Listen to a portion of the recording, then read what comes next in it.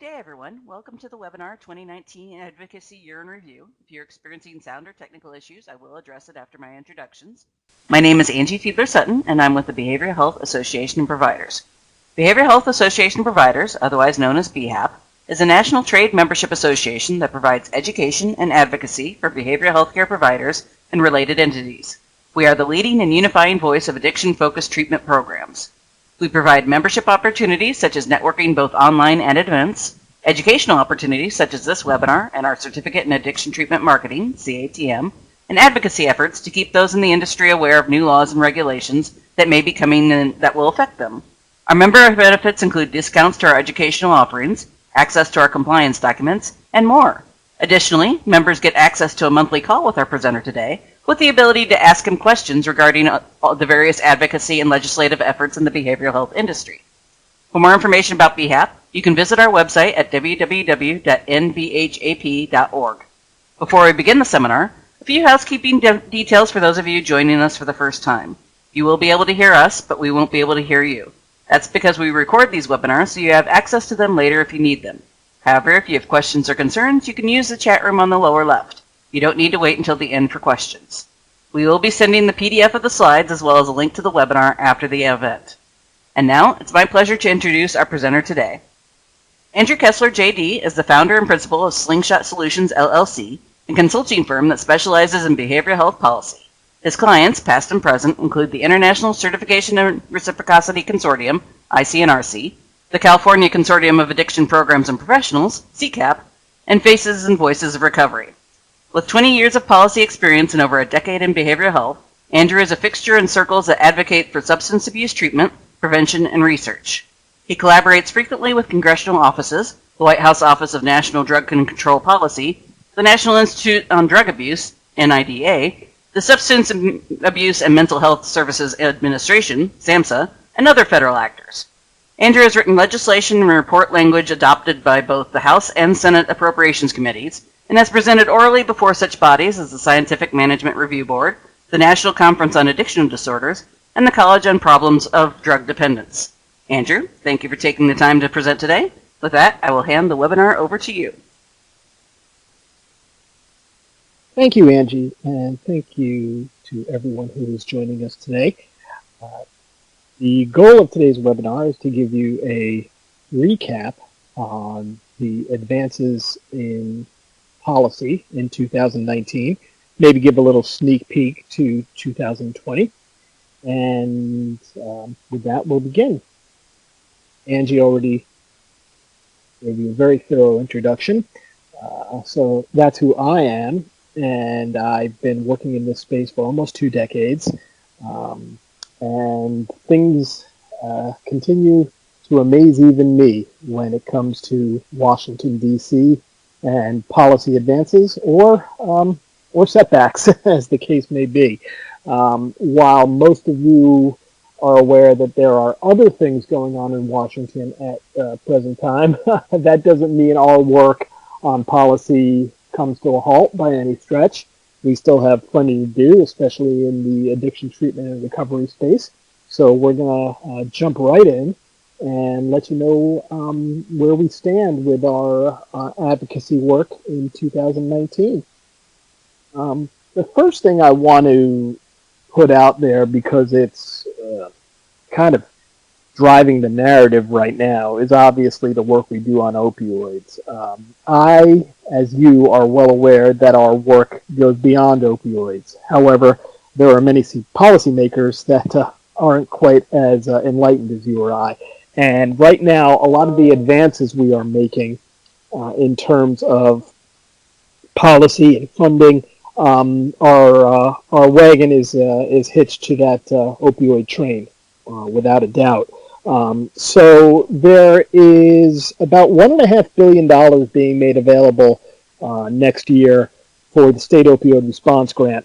This grant will go out to the states, and then your single state agency, the same agency that has control of your SAMHSA Block Grant, which we'll talk about a little later, they are responsible for distributing this money as they see fit to entities within your state. So the $1.5 billion is split up between the 50 states and territories, and it is based on population. So a state like California will receive a very large grant. A state like Rhode Island, a very small one. However, the states with the highest overdose rates, I believe the 10 highest overdose rates, there is a formula that will allow them to get a little extra funding. So if you're in a state such as Kentucky, West Virginia, New Mexico, anywhere in that top 10, you will receive a little extra funding beyond what your population warrants. This funding should be continued in 2019 and hopefully 2020. And as I said, it's up to the states to determine how it is spent. It could be spent on distribution of medication-assisted treatment, such as buprenorphine or methadone. It could be spent on improving prescription drug monitoring programs. It could be spent on naloxone distribution. It could be spent on workforce training. It's up to each individual state. So that money, which was funded at, I believe, $1 billion over the last few years, will now be increased to $1.5 billion.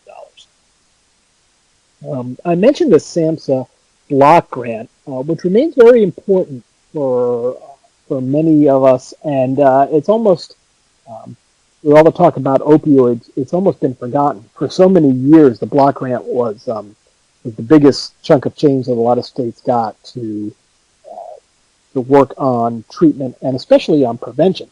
As you can see at the bottom of this slide, there's a 20% set aside of every block grant. That means every state, when they receive their block grant, again, based on population, 20% minimum must be spent on prevention services. The state can choose to spend more, but they cannot spend less. So the block grant issued from SAMHSA to the states is, again, distributed within the state at their discretion, with 20% for prevention. The reason that prevention set aside is so important is that is the bulk of prevention funding for many states. I believe in 12 or 13 states, that is 100% of their prevention funding. And in as many as 38 states, it accounts for more than 50% of their prevention funding. So that's really where it has a very large impact. Unfortunately, as you see at the top of this slide, there's been no increase in the block grant for the last 12 years. And I want to explore that a little bit, because with all the focus on opioids and us forgetting about the need for resources for treatment, well, not us, you and I, but policymakers, kind of overlooking issues such as alcohol, benzodiazepine abuse, methamphetamine abuse, the block grant still plays a very important role because it is for all substance abuse treatment, whereas the STR grant is only for opioids. So the SAMHSA Block Grant is a $1.8 billion formula, and about 1.5 million Americans each year see a benefit from the block grant. As I mentioned, there's a 20% set aside for prevention, and as I mentioned, it's flexible. It can be used for prevention, for treatment, for recovery, for infrastructure, whatever the state deems fit. SAMHSA, which administers the block grant, gives a lot of leeway to the states. So long as the application is completed and submitted on time, it is rare that the state will do something with this money that SAMHSA is going to question. There are some restrictions. One interesting restriction we've seen of late is that block grant funding cannot be used for medical marijuana in any sense. It cannot pay for any medical marijuana. There are some studies out there that say marijuana, if you could be a possible alleviate opioid use disorders. The science is not firm on that, but SAMHSA is trying to get out in front and be very clear that until there is FDA and DEA approval at the federal level, block grant funds will have certain restrictions, that being one of them. So as we continue with the block grant, I want you to take a look at this. We haven't seen an increase in 12 years, and in some programs in Washington, D.C., especially when fiscal times are tough, you say, okay, at least it hasn't been decreased. That's good. There are many programs that we advocate for that have been flat for many years, but not at this level. If you're dealing with small programs and they don't increase all that much, you don't feel the hit of inflation as much as you do with a large program. When you're talking about a $1.8 billion program and you don't see any increases, what ends up happening is the cost of inflation takes a very large bite out of the purchasing power. Healthcare inflation is considerably more than regular inflation. So what you see here is over the last 12 years, the block grant has lost $444 million in purchasing power, or about 24% of its value. That is significant. We collaborate quite often with others to advocate for block grant increases. The one association in the lead being NASADAD, National Association of State Addiction Directors. And this information comes courtesy of their research. I wanted to give them credit for this research. This is quite a problem because we don't see the block rate increasing anytime soon, with all of the attention being paid to opioids and any money that is available being sent into opioid response grants. It's good to get the money to treat opioids, but as I said before, with the SAMHSA Block Grant, which is for all forms of addiction, we could do a lot more good if that were to see an increase. So we're kind of caught between a rock and a hard place. If we want more money to fight the opioid epidemic, we have to be happy with those opioid grants, but we don't want to see that at the cost of the block grant remaining flat and continuing to lose purchasing power. So we're going to continue to advocate for increases in the block grant to so states can have a little more discretion and more funds to work with, especially on the prevention side. This is a very, very high priority for all of us in this space. This slide kind of brings those two together. So I mentioned the opioid grants, the STR, State Targeted Response, and I mentioned the block grant. This gives you a little timeline of how they came together.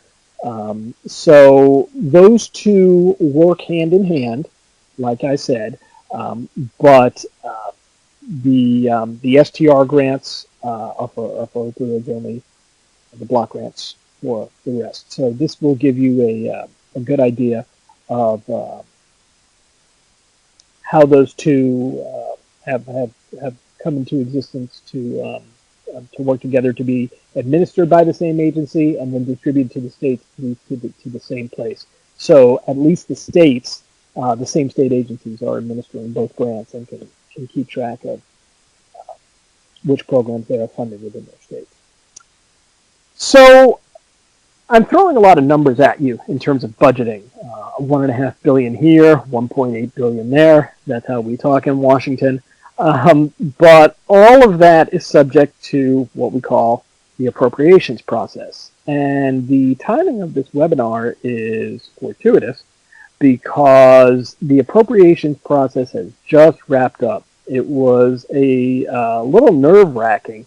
In fact, as I was trying to put my slides together, the appropriations process was coming down to the wire, and I wasn't sure how accurate my slides would be since it's changing day by day. As of now, where we stand is that a budget deal has been reached. And you may have read about it in the news. And where we're at is that the House has approved this budget. Well, we believe the Senate is about to approve this budget today or tomorrow, and the President is expected to sign it. You may hear in the news about government shutdowns, so on and so forth. This budget deal was to avoid that shutdown. And all of this money that I'm talking about, the block grants, the state opioid response, was contingent on this budget deal being in place. Now, when I say budget deal, it's not just for SAMHSA. It's not just for substance abuse treatment. It's for the entire federal government, which all of these programs are a part of. So just a few days ago, this slide read differently. It said we're still in a holding pattern because we don't know what our funding is going to be. However, we're pretty confident now the House has taken action and the Senate is about to, of where these numbers stand. And I'm going to go into a few numbers for some other specific programs, especially some new programs that we're excited about, because I want you to be aware that your states may be applying for some of these grant funds. So last year we saw the passage of the Support Act, and you just heard me talk about the Support Act was a piece of legislation that was aimed at tackling or alleviating the opioid epidemic. And you just heard me talk about the appropriations process. All of the legislation that passed in the Support Act in 2019 that we were all very excited about, 2018. It was all well and good, but those programs don't become reality until the budget passes, because the Support Act created a lot of new programs with a lot of new funding. But if the budget doesn't pass, those programs don't get funded. So you kind of have to, when it comes to the advocacy we work on, you got to walk both lines. You've got to advocate for the passage of the legislation, which we did in 2018, and you've got to advocate for the funds to make the programs a reality. So what programs have become reality that are of relevance to BHAP? We have, in the original budget, in the original Support Act, there was a $25 million program, new program, for loan repayment for SUD professionals. This would be a program run through the Health Resource Services Administration that people could apply to for loan repayment in exchange for working in underserved areas. Now, here's one of those slides where time caught up with me, and you see I wrote $25 million in loan repayment. The $25 million was the original number in the Support Act. It was also the original number in the House budget legislation. However, after the House and Senate met and conferenced and talked about the numbers, that was unfortunately reduced to $12 million. So it's one of those bittersweet moments. Are we happy to have $12 million for a new program for loan repayment? Yes. Would we have rather had 25? Yes. You'll also see beneath that a new program that is a $4 million program that will have job placement and job training skills for people in substance use disorder recovery. Not exactly sure who will be eligible for that, if it will be nonprofits, if it will be state and local community organizations. We need to do a little more digging. That will be run out of SAMHSA, I believe, and once SAMHSA receives the money, they will design the program and we'll follow up with you with the information that we have. There's also other programs funding, of course, opioid addiction treatment enhancement, and you see at the bottom there, some of this money is quote unquote on hold. Yes, it is not official yet because the president has yet to sign the legislation. We all know that the president could be volatile, and but all signs seem to indicate that this legislation will be signed. No one wants government shutdown 5 days before Christmas. So.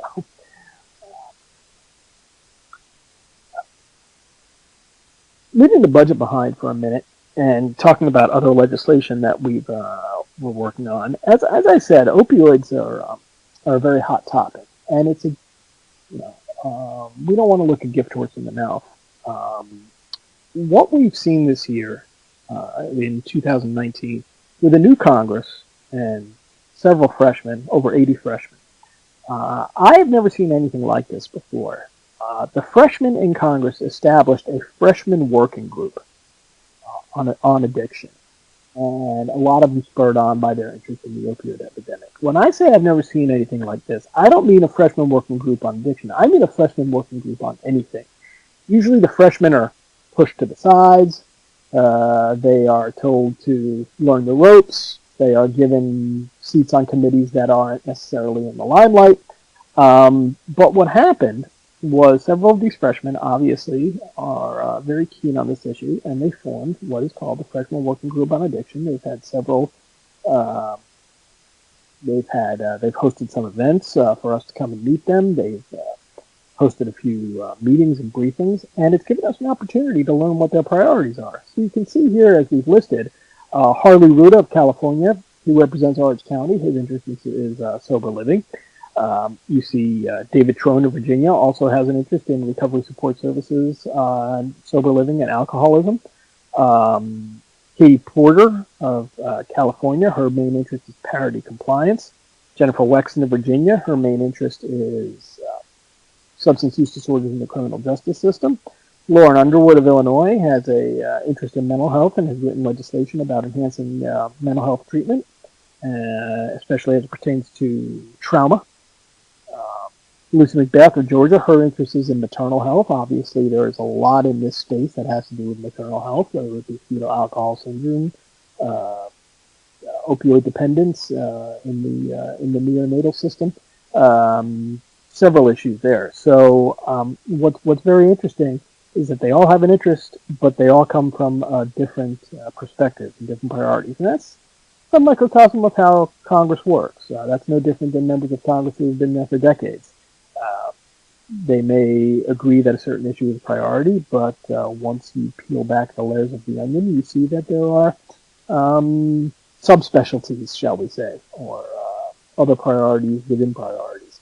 So it's our hope that this will continue to be a hot button topic, and that these members will continue to work on it. I want to take a minute to talk about another issue that is kind of dominating the legislative front on substance use disorders, especially when it comes to opioids, and that is rural health. I don't know how many of you are in rural settings or in states with rural settings, but there's been a narrative of late that this is a bigger problem in rural areas than urban areas. And this is simply not true. Many legislators from the middle of the country are obviously seeing opioid abuse where they haven't seen it before in rural areas. They're seeing it spike. They're seeing overdoses where they haven't before. But that doesn't mean it's gone away in urban areas. So this urban versus rural continues to be really interesting. A lot of the legislation and the money dedicated towards this treatment that we're seeing, a lot of it is earmarked for rural populations. And I think that's a little bit of policymakers just being so shocked that rural areas are having to deal with this issue. But that doesn't mean that urban areas have all the resources they need. And part of advocacy and part of what we do, not just going to Capitol Hill and talking to them about our issues and asking for budget increases or to pass certain laws, it's educating you, the membership, so you know what the real issues are. And so you know what Congress is working on and where there might be misinformation. I will always inform you what Congress is working on that is good and beneficial, and I will always inform you what Congress is working on that we may think they need a little course correction. And this is one area where I believe they need a course correction. I want you to look at these numbers that we've put down on this slide. For males, rates of abuse and this is from the National Vital Statistics System, rates of abuse for drugs were higher in urban areas, and for females, rates were higher in rural areas. That's something we should definitely be paying attention to. Rates were higher for heroin overdose deaths in urban areas than in rural areas. Rates were higher for synthetic opioids, and rates were higher for cocaine. Rates were higher in rural areas for drug overdose deaths involving natural and semi-synthetic opioids and psychostimulants. So it's really not a one-size-fits-all. Unfortunately, when it comes to policy, some of it's done in very broad strokes. So they say, we see more overdose deaths in rural areas. But if you dig deeper, that's not necessarily the case. So I want to show you this next slide. These are, I'm sorry, we couldn't get the print a little higher. The y-axis is deaths per 100,000 of the population, and the x-axis is by year. So you see the overdose deaths in rural areas, which is green, is a little more of a constant Deaths in urban areas, which is blue, actually during this last opioid epidemic, in the last 4 years, 5 years, going back to about 2013, the spike is even higher. And urban deaths per 100,000 are outpacing rural deaths when it comes to overdose. So, like I said, this narrative that it's just a rural issue is really kind of a little off base. Those of you that work in urban areas, this is something you should be paying attention to. I know you're probably already well aware of this, but those of you who work in rural areas, I'm not dismissing the issues you face, the challenges you face. I know it's harder to obtain resources. I know it's harder to obtain staff. There are some very unique challenges. So, but our point overall is that this narrative that it's a bigger problem in rural areas is a false narrative. And the only reason we're concerned is because when money is earmarked to go to certain areas where it may not be as big a problem as the proportion of the money being spent actually is, that's why we do this. That's why we do this. We want to make sure the money is being spent in proportion to where and what the problems are. So I just wanted to note that.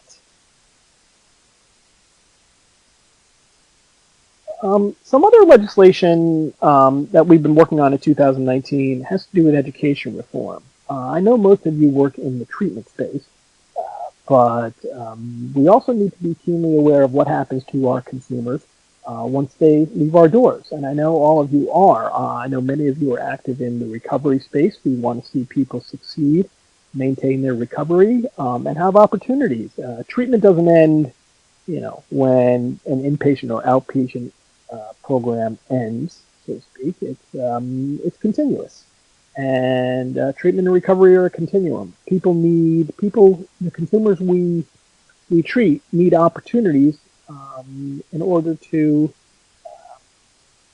have the best chance to maintain their sobriety.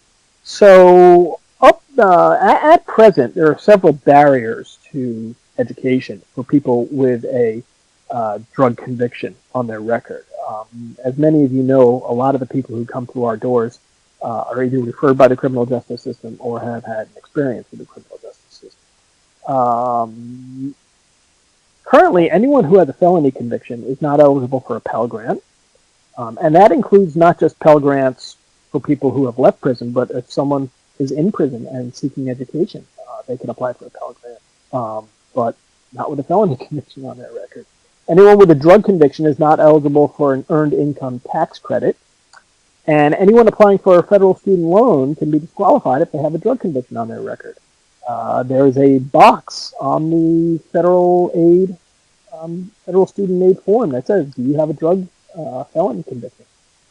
So these are all issues that have been taken up by Congress, and we've started to see some movement.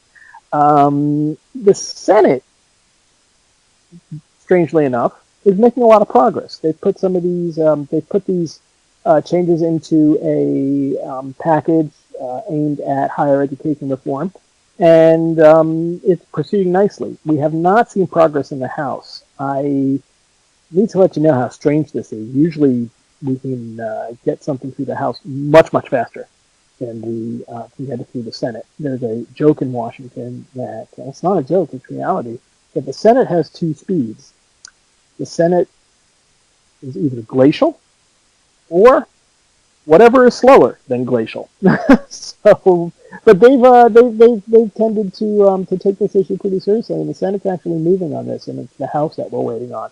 So that's a really interesting topic. I chose to highlight that because I want everybody to know that our advocacy isn't focused only on treatment. We want to make sure that the people we treat, the consumers who come through our doors, we're in this for the long haul beside that. We want to make sure they have every opportunity. The last thing we want is a revolving door. When people leave treatment, we want them to have every opportunity for success so we can break the cycle of recidivism. And this is a big step forward in that regard. There are some other policies I want to talk to you about that I just want you to be aware of. The advocacy we do is focused federally, and one of the few areas that the federal government has a lot of influence on when it comes to treatment is Medicare.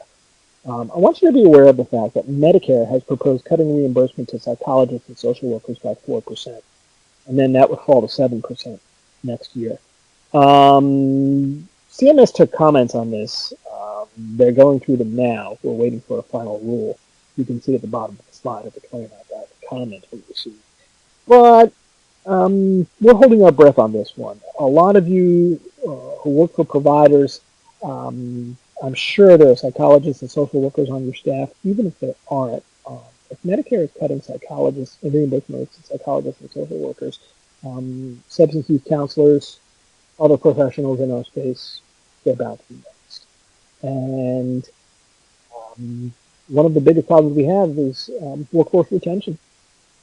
I know many of you know that the average stay in our workforce is about 3 years, and this is due in large part to poor salary. Poor salary comes from poor reimbursement. So this is very concerning for us, and we're going to be keeping an eye on this. In addition to Medicare, there's Medicaid, and I want to talk to you about Tennessee. And I don't know if any of you on this webinar are currently in Tennessee, but and if you're not, you may be thinking, why does Tennessee matter? I'm going to tell you. Tennessee is the first state to submit to CMS a Medicaid plan that would cap Medicaid spending. This may seem complex, may seem far afield, but I know that if you work for a provider, you know the importance of Medicaid.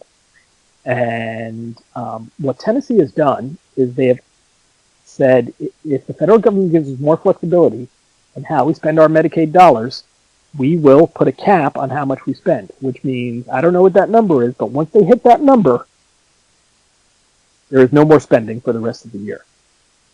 This is concerning because if there is an emergency, whether it be a public health emergency, whether it be a natural disaster, what have you, that burns through the funds, if they miscalculate, if there is some kind of any kind of public health crisis like flu, West Nile virus, meningitis, you name it, any kind of, the state can burn through those Medicaid dollars fast. And if they hit their cap in September, that means for the next 3 months, no more Medicaid spending. How does that affect you? Well, if the state hits that cap, that means any claims for Medicaid in the SUD system, along with the rest of the healthcare system, will not be accepted. Caps are a very, very dangerous thing. The fact that Tennessee has one of the worst opioid epidemics in the nation right now is even more concerning. So we are concerned. We want you to be aware that if CMS approves this plan, other states will follow suit because they think that the flexibility is worth having the cap in place. We disagree, especially in the middle of an opioid epidemic where we are not sure which way the numbers are going to break. So this is a concern for all of public health. And as many of you know, if someone comes in with a substance use disorder, their health issues are usually not restricted to the substance use disorder. So Medicaid comes into play for other health disorders as well that co-occur. So we're very concerned about this, keeping a very close eye on it.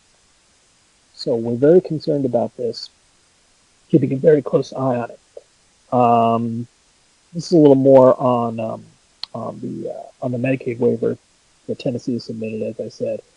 It would put coverage at risk, even for groups excluded from the block grant itself.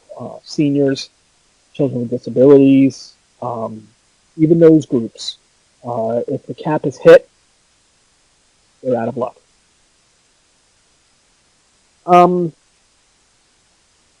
I want to start, transitioning a little to closing up on 19, coming up on 20. I want to let you know about the process in addition to the substance.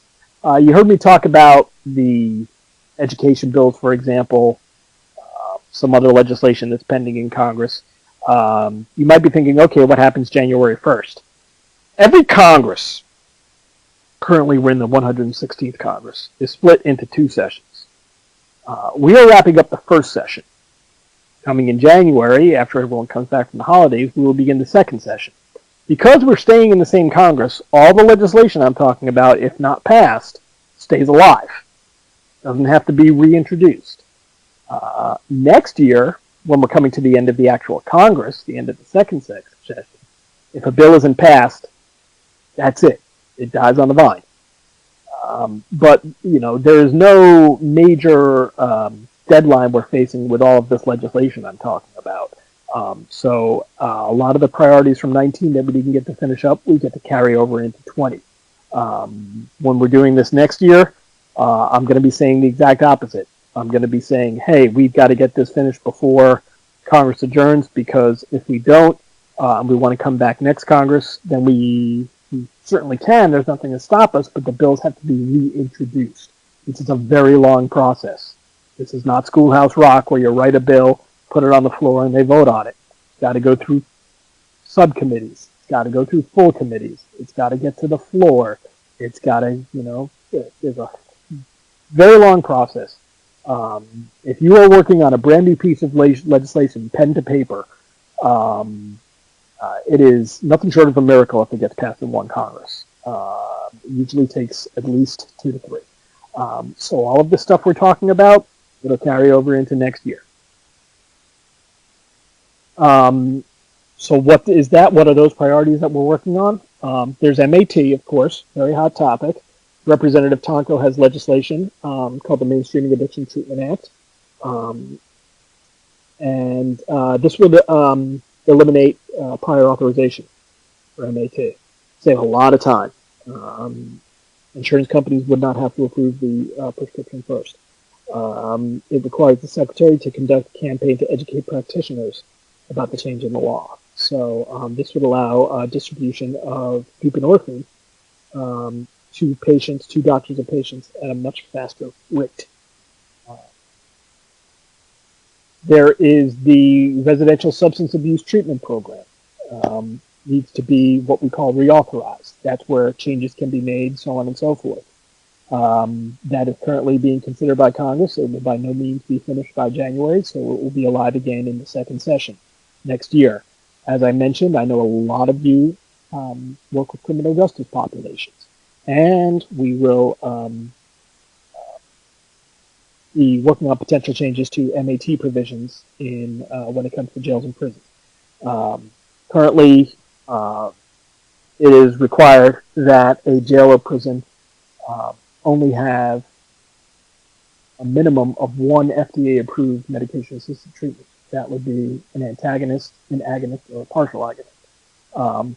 Some members of Congress think that there should be a minimum of 2 on hand at all times in case a patient doesn't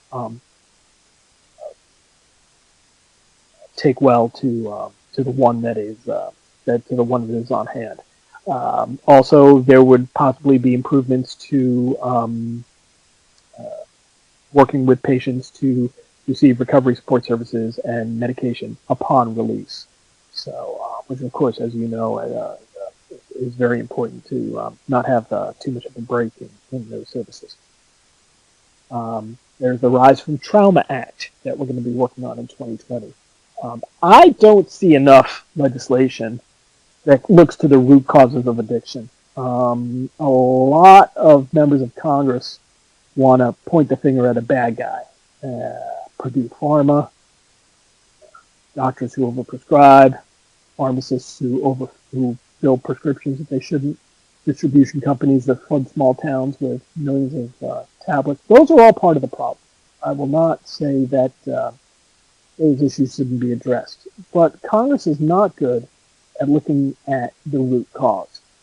This is finally a bill that does. I know for a fact, the science backs it up, that more than 50% of people with an STD have experienced trauma.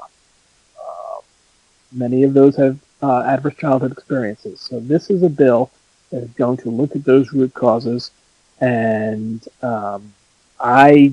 it's not a large landmark piece of legislation, but I'm excited to see it because it shows that someone is actually listening to our advocacy, and they have an idea of what it's going to take to fully address this issue. It's not only about the supply, it's also about the demand.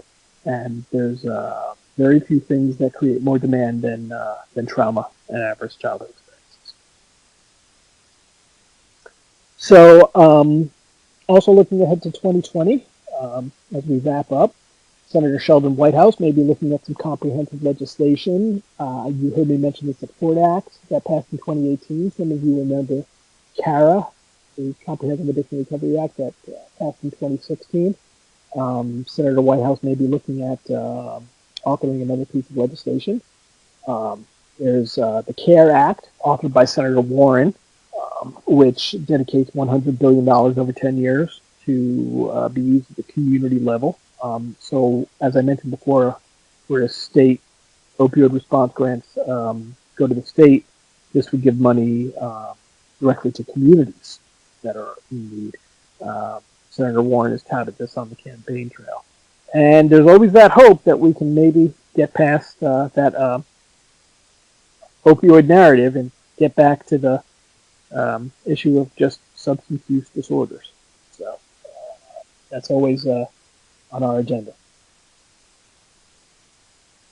With that, I want to conclude. You have my contact information. As our host noted at the beginning of this webinar, you can get monthly updates by participating in our calls. Those are open to all BHAP members, and that information is available on the BHAP website. I think they're a great tool. You get real-time updates, opportunities to ask questions. These calls also go a little bit beyond policy. They talk about some programs that are being worked on, and it's a good opportunity to talk to the people who have their feet on the ground and their really know what's going on and how to translate not just policy but programs into a language that will give you real world applications. So I thank you all for being part of this webinar today, and I am happy to answer any questions. I believe Angie will moderate. Yeah. So if there are any questions? Yep, I'll take over. Well, we'll wait to see if anybody has any questions. I want to again thank Andrew Kessler for presenting today. Thanks as well to everyone in our audience for participating. A reminder that a PDF of the slideshow, along with a link to the presentation video, will be sent out by email in the next couple of days. Do we have any further questions? Okay.